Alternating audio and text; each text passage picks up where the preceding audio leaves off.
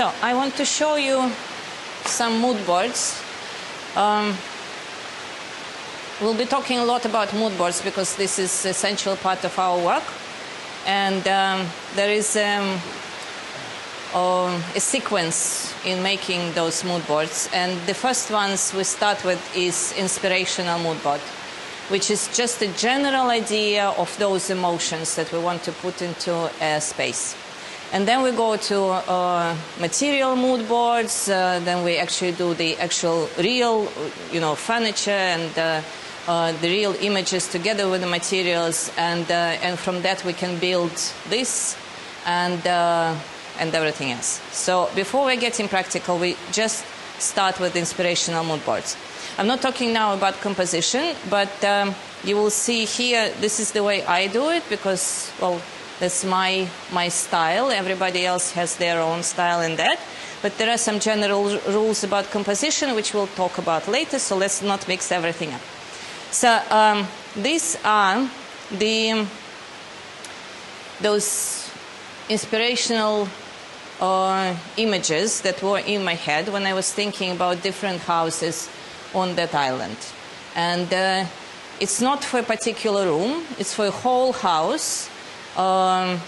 Just this explanation what the people are going to feel when they are living there, when they're spending time there. And, well, it's pretty self-explanatory. Let's start with this one. So, peace. A little bit of coolness. The point of this interior is to, or it's not an interior, just a thought, to keep things cool. Not just cool in the sense of temperature, but cool in the sense of attitude. So quiet, calm, no loud talking, no fighting, not too much drinking, a lot of thinking, very smart, very intellectual house. House for people who read a lot of books, who are very restrictive, who self-restrict themselves in many things, and who are wise, who are young in the soul, but can be any age, and but always feel young. And that I think is enough of explaining. Let's go to this. Different people. Completely different people. Party. Showing off a bit. Not in a bad way, but why not? Party is actually the word. And not party when it's party like a Russian, which is my favorite song, by the way. But morning breakfast with champagne. Probably a lot of, well, ladies, not because of beautiful Charlize Theron, but a very feminine, very strong feminine. Very like I achieved it, and I'm proud of myself. Nobody believed me, but I did it, and I deserve it. And this kind of like, yay, I did good in my life. Okay.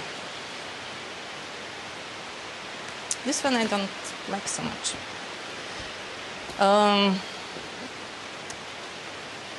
Family. Big family, lots of generations together, family values, connection to your grandparents, stories about the family tree, which goes back to Scandinavia, definitely Scandinavian roots here. Stories about those, farming great-grandparents who were growing horses and so on. But also the future, the kids who are going to be growing up, learning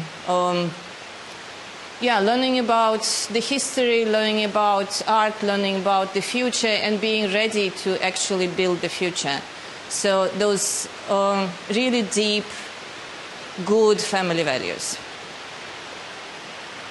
Okay.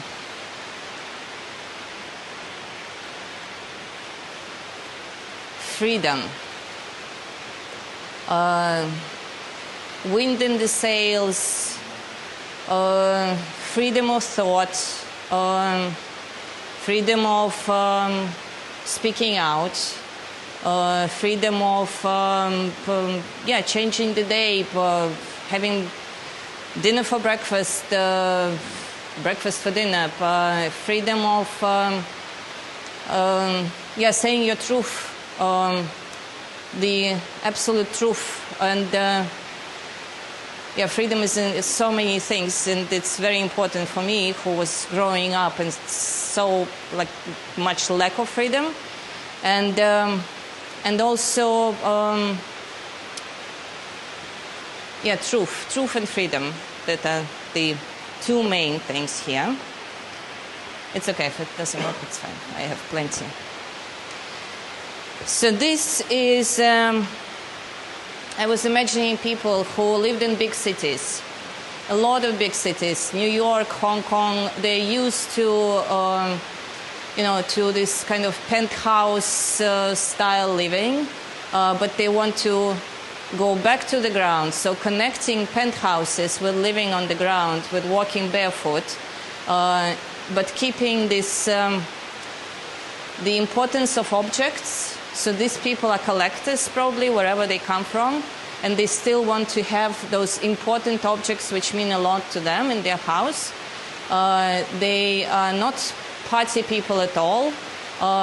They are very stable. They are very organized. They made a lot of money, but they don't need to prove anything to anybody. And but they are. They like to see smart things when they walk around the house, and that gives them pleasure. I don't know why I'm kind of skipping the. Oh, this is me and my husband when we're really old, which is coming soon. Well, that can help. That can change.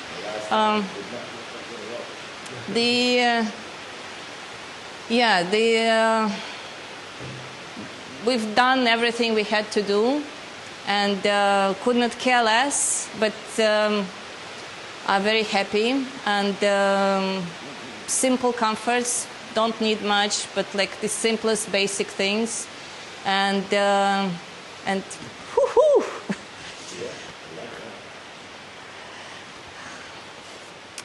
Okay, this one is disattaching itself.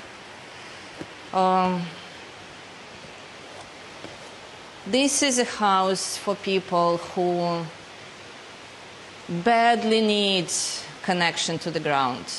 Not badly in the sense of like they don't have it, but they really want to forget everything that has to do with city life, and to experience this very relaxed, very luxurious in a way country, connection to the ground, and connection to the earth, the planet, being outdoors. They probably don't spend a lot of time inside the house. They spend most of the time outside.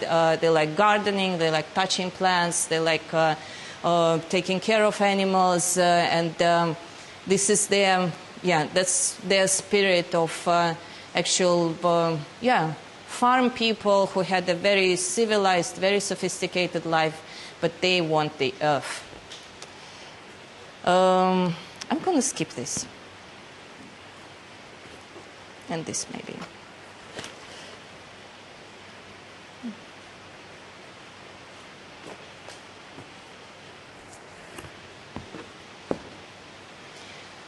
A writer, potentially a woman, maybe single or with a big family.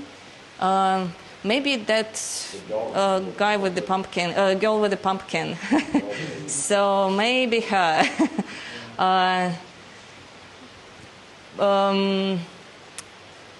Somebody who wants to live connected to history, her own history of the civilization, who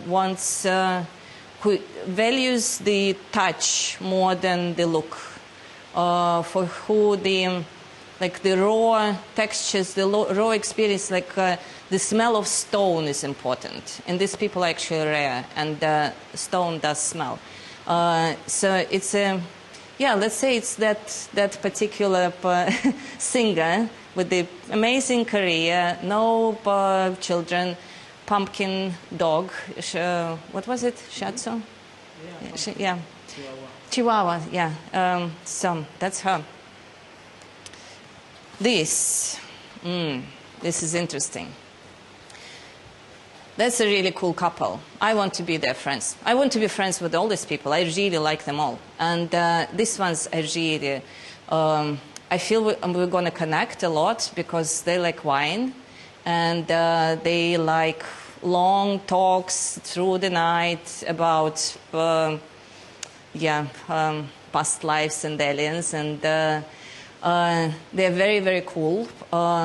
They have amazingly interesting jobs, which are still going on, and they're exceptionally interested, sophisticated people.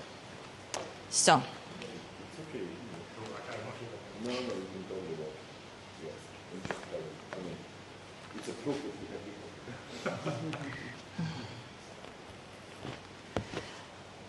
This is very interesting for me. And I was actually, I tried to start working on interiors based on this one, on interiors for the actual house based on this mood board, but I never kind of got to it. But I really like this. For me, this is humble intelligence. It's a person who is very, very clever. Potentially, probably one person in that family, because it's a family, it's a big family. The grandparents are visiting but not staying. The kids are in all possible teenage ages from 10 to 18. So each of them are, and there are many kids. There are like at least 4 or 5 kids, and all of them. How are they all teenagers? Okay, doesn't matter. Twins. They are all finding their purpose in life, their talents, and the house is full of creative people, but one person in that family is super smart, like genius. So, and let's do, okay, this one.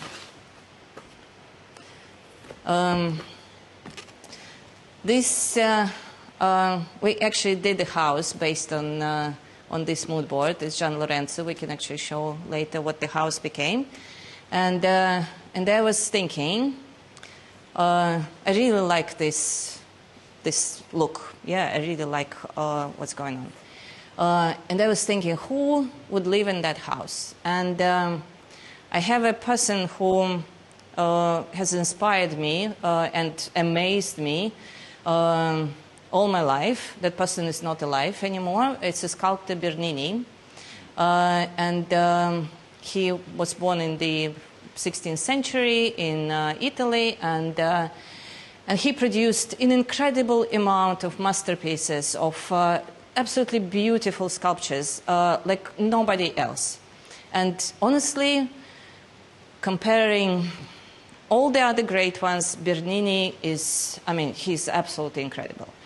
And still, you look like in Villa Borghese in Rome, there are a lot of his sculptures, and every time I come there, I look at it, and I just crumble. I physically crumble. I can't stand. I just sit on the floor, I cry, and I can't believe that a human being could make something incredible like this. When the marble is alive, when every leaf is, next second it will move, it's just unbelievable. Anyway, so I have my theory that Bernini was a time traveler, and he had all the laser cutting machines, 3D printers, and everything he needed in his workshop. And that's why he could do all that stuff. So if he's a time traveler, that means that he could live anywhere else. And I imagined that he would come in our time and live on our island. And that's how he would live. So we created a house for time-traveling Bernini. Yeah, that was complicated, but yeah, that's how our thoughts are working.